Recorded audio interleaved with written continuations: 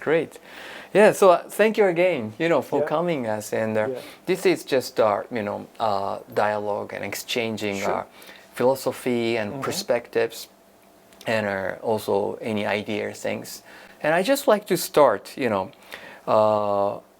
about like a philosophy things. So we have, read out all the materials regarding the, philosophies of the Baillie Gifford for the investment, and their curiosity or some long-term things and powerful questions we're catching. But I appreciate if you can share briefly some, fundamental philosophy which Baillie Gifford has for the investment.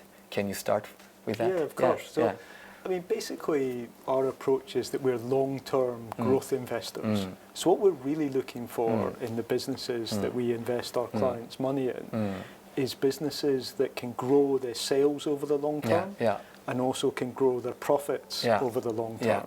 So those are the main things that we're looking for. And then, when I think, for example, about Wacom, I think it's very interesting that the fundamental tool that you provide is one that's been used for so long. For human beings. For human beings, to draw with some kind of pencil or some kind of pen has been happening, since literally the Paleolithic era. Definitely. And similar to things like shoes, which have been around for a very long time, that fundamental aspect doesn't change. And that's very exciting. So the fundamental need for pens remains. All right. But also the way people use pens changes over time. And the ability to use pens for electronic input, either for writing Digital, or for education or for artistry. Those things Wacom is addressing. So it's addressing a fundamental human need, but in the modern world. Definitely. Okay. As the Baillie Gifford, philosophy-wise, long terms and fundamentals would be the keywords. And in that sense, Wacom's instrument, pen and ink, is also fundamental. Yes. And not only for business, but for human beings. So that part is echoing. Oh, that'd be great. That'd be great. Yeah. And I think, Mashio-san, you are taking care of our Japanese market, right, for a long time. I think more than a decade, right? And do you see some critical change, last few years and 5 years? And do you see the Wacom how Wacom is positioned in that change? You just mentioned fundamental, yes, very consistent, but from our changing trend perspectives, how do you see the Japan market and Wacom positions? So I think I've been investing in Japan now since 2005. 2005, so long, it feels a long time now. Yeah. But I think the things that have changed, some of the aspects of governance in Japan have definitely changed over that time period, and I think a lot of people talk about that. I think probably what people don't talk about as much, but I think is just as important, is the interesting growth companies in Japan. I think a lot of the narrative, especially overseas, has been in recent years about the value opportunity in Japan, about cheap businesses. But actually for us, there's a huge opportunity, particularly in the medium-sized companies, for growth. Japan has many innovative businesses. Wacom would be an obvious one, a world leader in what it does that is listed in Japan. But there are many others across areas such as the internet or automation, where Japan remains a world leader, and we think those businesses are really exciting. Interesting. Yeah, interesting. So especially for some more like sectors or category-wise, do you have any specific, categories of business or industry you're trying to focus for futures? Yeah, so in general, we invest across all types of industries, but obviously what we're looking for in growing businesses tends to draw us towards some newer types of industries. So we have quite a lot, for example, in internet type of businesses. or when we invest in the financial sector, often those have been internet type of businesses, but operating in the financial sector. We also are quite excited by robotics as a theme. And that's something that's been so big recently, but for us robotics is still very early in its development. And the better machine vision, better AI might make robots much more useful in the real world and get them out of the car factories and into the real world. Interesting. So you just mentioned also AI things. So in terms of AI, do you have some specific expectations to Japan market or Japanese, small mid-sized company? Because generally speaking, AI is kind of led by the US-oriented company. But how do you see the, AI in Japan market, or especially for small, medium company? So I mean, we do have an investment in SoftBank, which is probably the most obvious Japanese AI company. But I think in general with AI, to broaden out the conversation with AI, I think we think of AI as being a huge change, probably bigger than the internet or the mobile internet because it's happening so fast. And I think we see lots of opportunities for Japanese companies, particularly because many Japanese companies, their IT systems are not necessarily so advanced relative to their technological skills. And actually AI allows for big efficiency gains to be had by those companies. And I think with the ongoing, labour shortages in Japan, in some countries people are very worried about AI taking people's jobs. But in Japan, maybe there's more of a balance where, as the workforce is getting older, maybe AI can take some of the strain and everything can still work in harmony. Interesting. But in that sense, Mashiro-san, Wacom's approach to AI is a bit unique. I hope you like that. There, of course, a creative area or education area, healthcare, well-being area. There's huge opportunities AI can be leveraged. But from our perspective, instead of pursuing some generative AI or pursuing some ultimate productivity or efficiency, we are leveraging AI technologies to, how I should say, kind of how we can capture inner state of human beings, by pen and ink. How we can, have a deep dive into the human's very profound, inner status things. So that is how we are going to make approach, how we are using AI. I just show you, before they're capturing all the pen and ink behavior of human beings, and maybe we can contribute to specify which dementia stage, their people are, or like our education part, just catching very subtle, like our pen pressures or pen speed difference, we can detect the students, the level of understanding of the part of wondering, and we can contribute to compose some very optimized, education experience for students. So that is how we are using the AI. And do you see that's kind of a opportunity or some differentiated, Yes, I think at this stage with AI, there's so many opportunities around, and I think it's easy for people to look at generative AI and be worried about the future of artists. But of course, there's something special about what a human draws that's always of a different qualitative nature.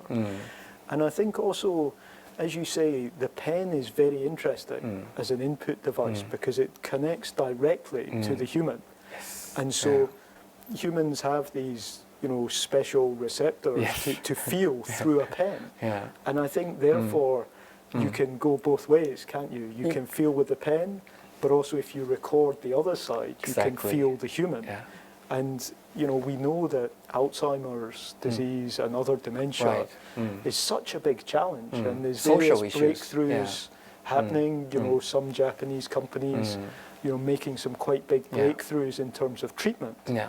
But diagnosing early is probably going to be very important. Yeah. So I think all of these ways of thinking about innovation are valuable. And of course, it will turn out in 10 years that some of these things will not work, but some of them will work, and that's where the growth opportunities come from. That's very interesting perspectives. Yeah, it's really true for us. You know, as you just mentioned, Mashu-san, so pen is bidirectional, you know, their communication, not only just our, you know, output of what you're thinking or what you have in your mind, but while you're drawing, writing, you're receiving the huge feedbacks, and all the receptors of your hands are communicating with your brains, and, you know, it would kind of a never-ending cycle, input, output, input, output. So that's why we can catch the inner state of the human beings.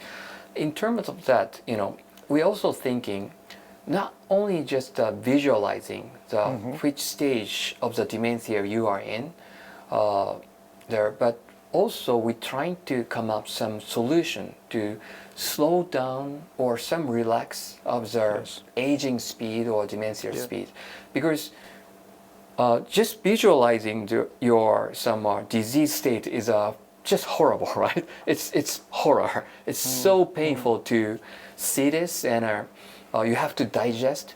So our solutions, we're trying to target not only just visualizing your state of the disease or dementia, whatever, but how the pen and ink, how the drawing and writing can soften the disease, how we can slow down the aging, you know, the pace. So that is how we are thinking. So now we are developing some solutions, like our art class, and a method of teaching the art is relaxing and stimulating the other part of your brain, which would definitely contribute for the slow down for the progress of dementia. So something like that. So visualizations and slowing down the pace of the disease. So that's both ways we're trying to approach. Yeah, it's very ambitious, and I think you know, in terms of looking at something like dementia, you know, probably in the end, there's going to be multiple approaches used to try to slow down the disease, and I think, you know, there have been some very exciting things coming out of the pharmaceutical sector recently that maybe are removing some of the plaques in the brain that cause Alzheimer's. And my personal view is that maybe in 10 years or more, you know, maybe Alzheimer's will become a bit like HIV and AIDS, in the sense that with good treatment, it may be that you can keep deferring the onset of the full disease, and if you can keep deferring the onset, then in the end, you know, it's less of a problem. So I think, you know, all of these things are very exciting, and you know, whether it's music or whether it's art, all of these creative things generally exercise the brain and are good.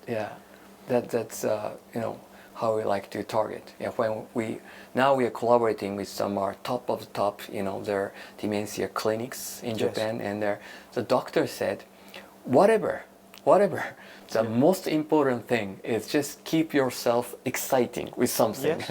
So their creations or some you know, even drawing, writing, whatever, but you know, starting the new things, keep yourselves exciting. That's the really most important key, and the brain would start, you know, to connect with a new path instead of you know, like kind of escaping from their, you know, their dementia, their amyloid beta portions, but creating some new path, you know, with the different portions, which, you know, the people still can enjoy the life. I think that's absolutely right, and I know, I don't know whether the phrase is the same in Japanese, but in English there's a phrase, you can't teach old dogs new tricks. But actually for humans, of course you can. Even a very elderly human can always be learning new things.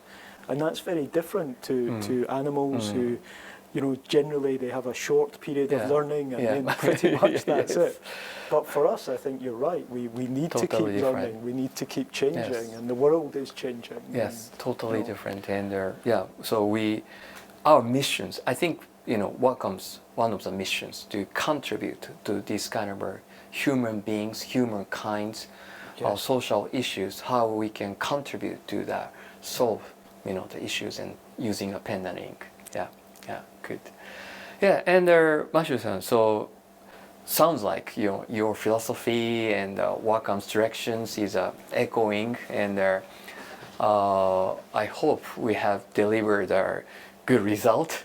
But here, I just like to be there enough to ask you, what is the gap, do you think, for Wacom? What's the kind of improvement points of Wacom, do you think? The directions, strategies, that each fiscal year's number we keep updating. But from your long-term perspectives, do you have any kind of a gap or improvement points which you like to highlight?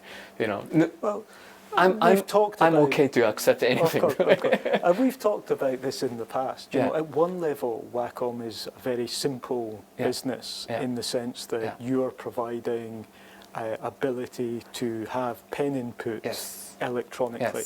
And at that level, it's very simple.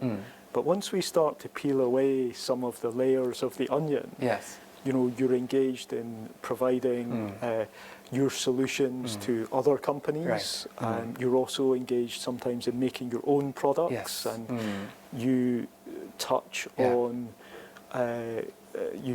very different markets, from artists to healthcare, education to healthcare. And I think, therefore, there's quite a lot of complexity there.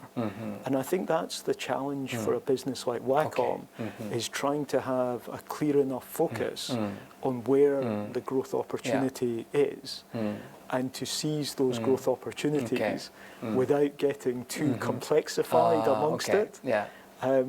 But obviously that's why you're the president of the company, NOBU-san. So thank you. It's for you to deal with these complexities. So thank you in advance. Thank you, Mashu-san. It's a very important point, and we already catching your message last time, and also we explained at the time.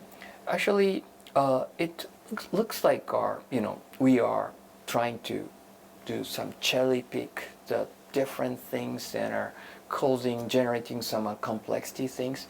But from our perspectives, it's still very simple.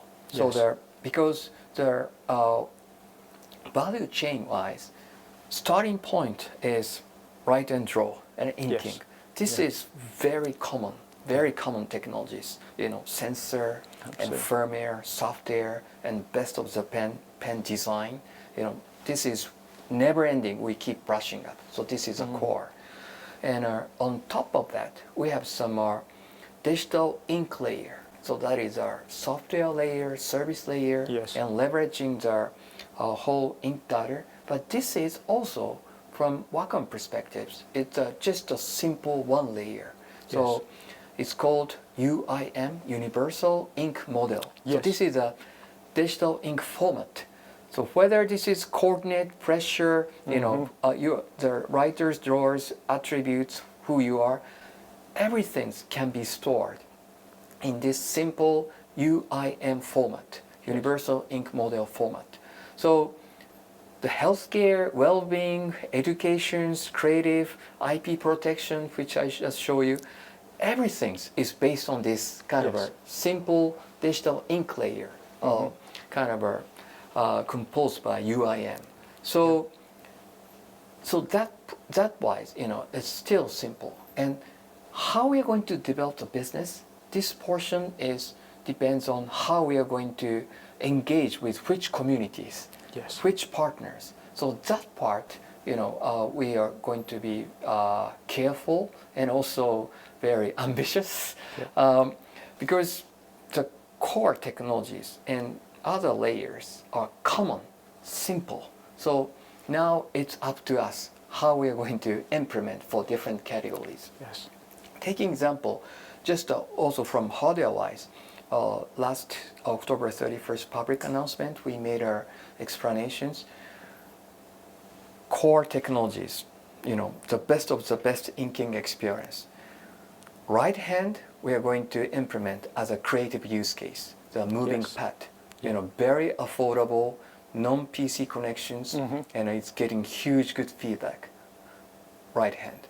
Left hand, we're just going to expand as a B2B editions. It's totally different use case for signatures or banking or some document management systems. You can use it. So, but still, same technology, same hardware, same firmware, but we can leverage this common core technology to the different use case, which when you see just only use case, it looks like a scatter and use case, but actually everything is coming back to this origin, the same common starting point. So that is how we're trying to, expand the business, and how we're trying not to kind of to be too much complex situations. Well, that's very good to hear. I hope I can come up some more and more examples to make you convinced. Okay, it's not so complex, better things. But I appreciate your highlight. We're going to really take care of that. Good. And maybe some few more dialogue things. And apart from our own business, when we see the capital market, there of course the governance and also our things are evolving, keeps evolving, and it also echoing with your philosophy, kind of a dialogue or powerful questions are getting so important. So I appreciate if you can share with us how do you think for true dialogue in capital market. So we have been communicating for over a decade, and all the conversation, all the dialogue, gave us some power and enlightenment, and also motivations to brush up our business. So it's really power of dialogue, power of your questions. We are appreciating, but from your perspectives, do you have some image what the true dialogue in capital market should be? I think basically, when investors and companies are having dialogue, ideally I think one of the absolutely key things is honesty, that there's a common understanding between the two. When times are good, that the management can say, well, times are good. But when they're bad, they can honestly say, well, actually they're bad. Instead of hiding something. Exactly. And I think on top of that honesty, I think what we always particularly value in talking to companies is understanding what their long-term aims, what their long-term strategies are. Because nowadays, with the financial results as they're released and so on, the detail of things is easier to understand than perhaps it used to be. But what is hard to understand still is what the spirit of a company is, what its main aims are, and what its main long-term strategies are. And it's that kind of dialogue that I think we benefit the most from. Again, I really recognize, the power of the dialogue. In that sense, for the decade, from my perspective, I'm trying to convey our philosophy, our spirit, our soul, lifelong ink, because it's about our humans. It's about a human being's instrument, and it's the story about how Wacom technology, pen and ink, can contribute to the human beings for their lifelong, not quarter-based, sometimes not fiscal year-based, but a lifelong time period we're trying to commit. And I think that's one thing that always comes across from Wacom, from yourself, from the other people that I've spoken to over the years, is the passion for what you do as a business. And I think, some companies, they're very focused on this product or that product, and they're less focused on, well, what is the underlying reason for all these products. And I think you've always had a clarity of what it is that you're trying to do that I think is very refreshing. Oh, that is really motivating us. And of course, our commitment, we are going to hit the target and we are going to deliver the good business result. But on the bottom line, why we are existing as a company in this society, what the missions, what the role, we should play in this human being society is really motivating us, and we are confident, that our technology and our technology innovations can contribute to the human beings, for long terms. And I'm always refer the pen history is 50,000 years ago, there some first human beings drew something on the wall. But our missions is, of course, we are going to deliver the short-term result, and Chapter 4 is a 4-year time frame, midterm plan. Definitely we are going to achieve. But our bottom line motivation, our bottom line mission is 50,000 years from now, how Wacom can, take over or carry over this pen and ink, such a precious historical and indispensable element for human beings to the next 50,000 years. So that is our thinking, how we are thinking. And so your comment is really motivating us. I have to clarify at this point that although Baillie Gifford are long-term investors, I think even we struggle with a 50,000 year view. Well, it's a future. It's good to hear. Yes, yes. Yeah, but it's true. But let's say 100 years or 50 years even. So I think Baillie Gifford has a strong kind of a commitment or strong view what the role of the investors, what the role of the Baillie Gifford for next 50 years, 100 years. And we have, again, human beings, lifelong beings. Can you share? Well, I think if we are doing our job well, then we are finding interesting companies that have good long-term growth prospects. And then by putting our clients' money into those companies, that can hopefully help those companies to feel the support to go for the growth opportunities and not to feel too pressured to do things for the short-term return or too pressured, from kind of activist type of investors, but to actually try and go for the big long-term opportunity.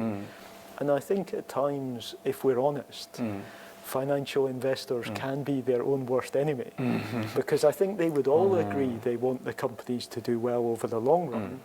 But of course, you have to accept that there are ups and downs, and you have to accept that sometimes things fluctuate, etc.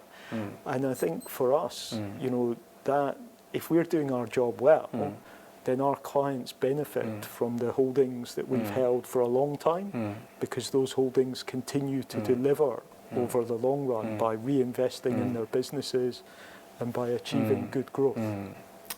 Yeah, it's really long-term, period-based, thinking and philosophy.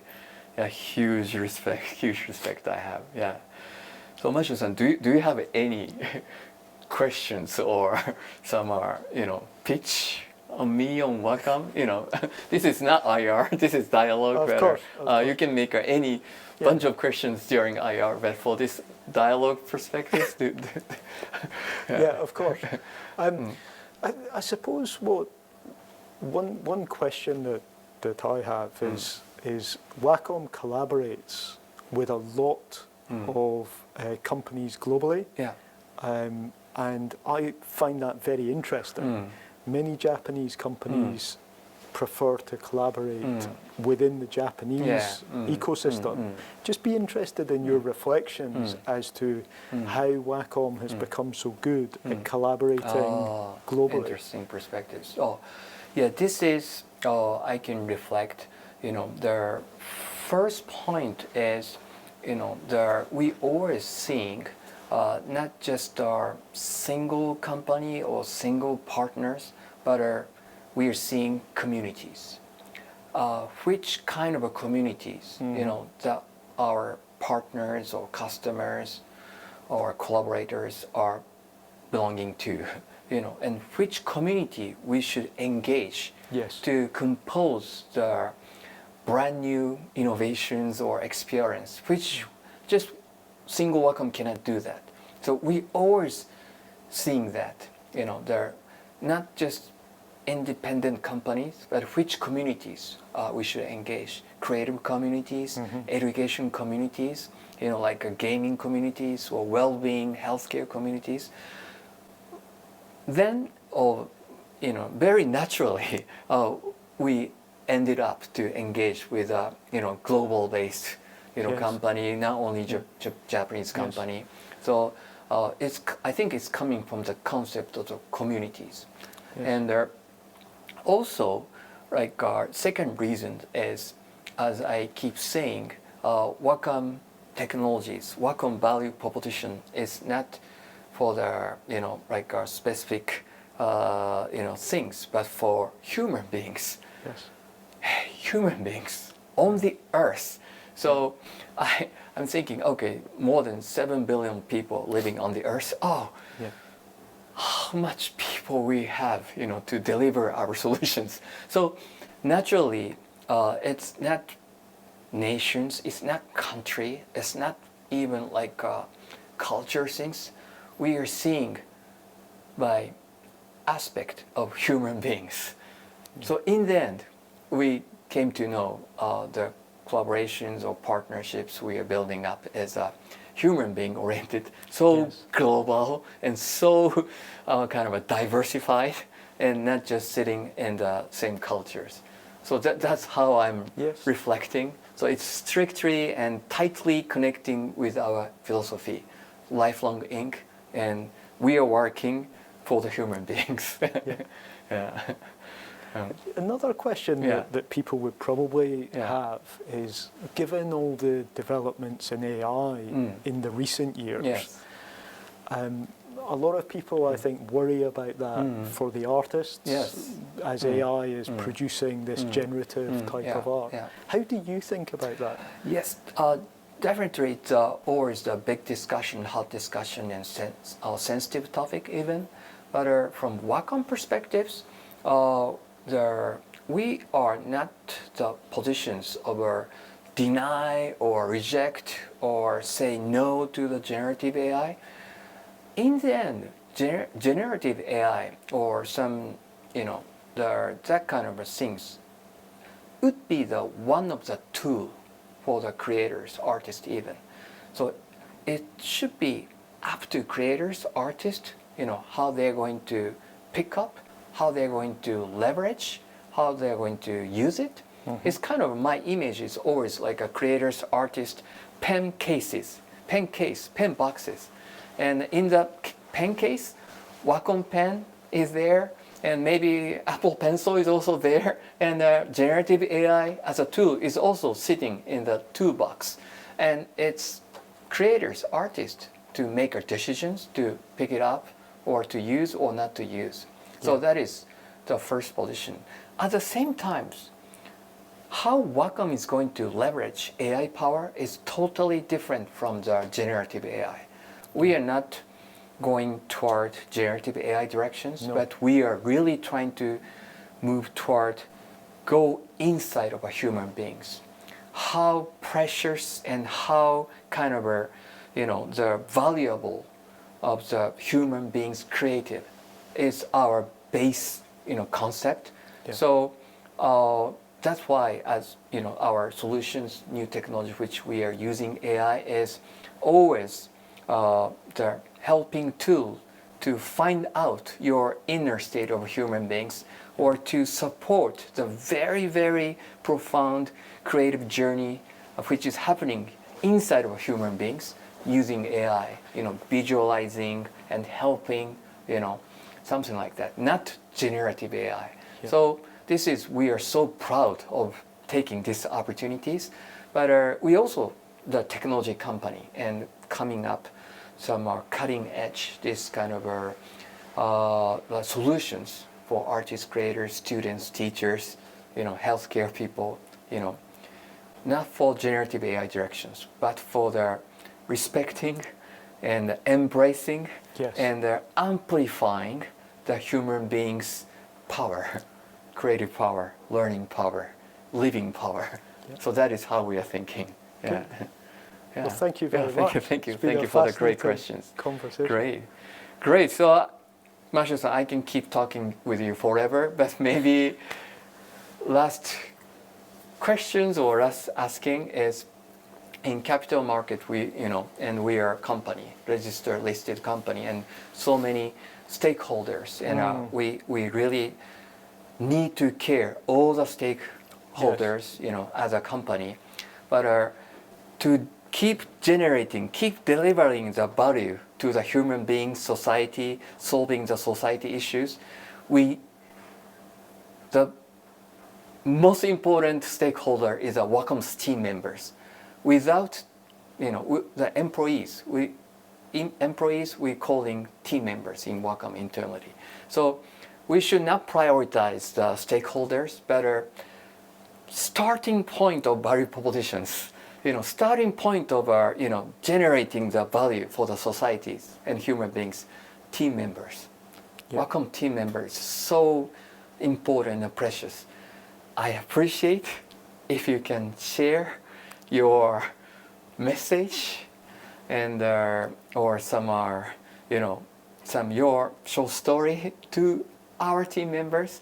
I know this is a dialogue for the IR, which we are going to upload IR channel. Yeah. So it's a target audience is our investors. But on purpose, I just if you can share some message to Wacom team members, I really appreciate it.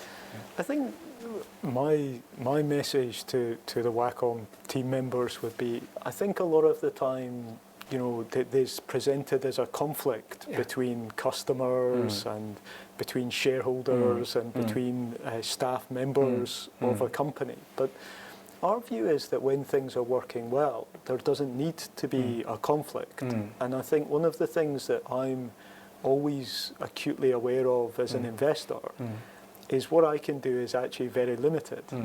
I can buy shares in a company for our clients and I can sell them again. Those are the two actions I can do.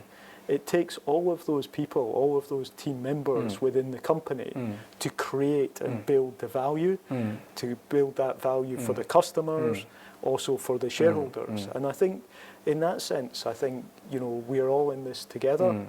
And I just really appreciate the efforts that every one of those will be making every day to make Wacom a successful business. That's very, very cheerful message. It's truly meaning we are on the same ship. Yes. Yeah. I think that's right. Yeah. Thank you, Marshall-san. So my commitment is we definitely, keep going and keep making innovations and keep working for the society and keep delivering the never-ending value for human beings. Marshall-san, thank you so much. Well, thank you so much for this time, and this is we are so honored, and this is an unbelievable moment, and I just like to share this outcome with the team members, shareholders, as soon as possible. Well, thank you so much. Thank you very much. Really appreciate. Thank you. Really appreciate. Thank you. Yeah, thank you. Great. Yeah, thank you. Thank you. Thank you. Thank you very much. I'm going to cry. I'm going to cry. Seriously. Yeah. This is our moment. Well, we've done our bit for ESG as well, because we've done it here. Well, I'm naturally here instead of coming to Edinburgh. Yeah, so but this is a moment. And with this dialogue, we can keep working.